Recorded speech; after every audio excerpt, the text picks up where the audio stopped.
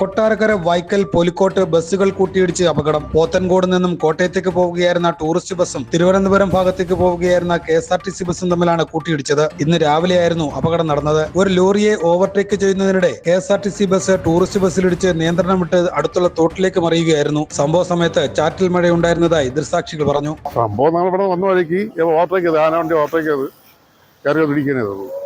അപ്പോൾ ചവിട്ടി നിർത്തിയ വണ്ടികൾ തിരിച്ചു നമ്മളെ തിരുവനന്തപുരത്ത് നിന്ന് പോത്തൻകോട് ഓളയെന്ന് പറയുന്ന ട്രിപ്പായിരുന്നു. അവിടെ നിന്ന് ഓടിയുന്ന വണ്ടിയിൽ ഇവിടെ വന്ന് ചവിട്ടി മഴയുണ്ടായിരുന്നു, ചാറ്റ മഴയുണ്ടായിരുന്നു. പുള്ളി വന്ന് നേരിട്ട് മൂന്നാമത്തെ വണ്ടി തട്ടിയിട്ട് നമ്മളെല്ലാം ഇടിച്ചങ്ങനെ പോയത്. നമ്മൾ കോട്ടയം പോകാൻ വേണ്ടിയാണ്. കോട്ടയത്ത് പോയിട്ട് വന്ന വഴിക്കാണ് ഇടിച്ചത്. ഇടിച്ച വണ്ടി ഇതങ്ങ് താഴെ പോയി.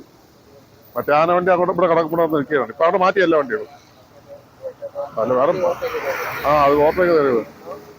അപകടത്തിൽ പരിക്കേറ്റ ആളുകളെ അടുത്തുള്ള സ്വകാര്യ ആശുപത്രിയിൽ പ്രവേശിപ്പിച്ചു. ആരുടെയും പരിക്ക് ഗുരുതരമല്ല. കൊട്ടാരക്കര പോലീസ് സ്ഥലത്തെത്തി നിയമ നടപടികൾ സ്വീകരിച്ചു.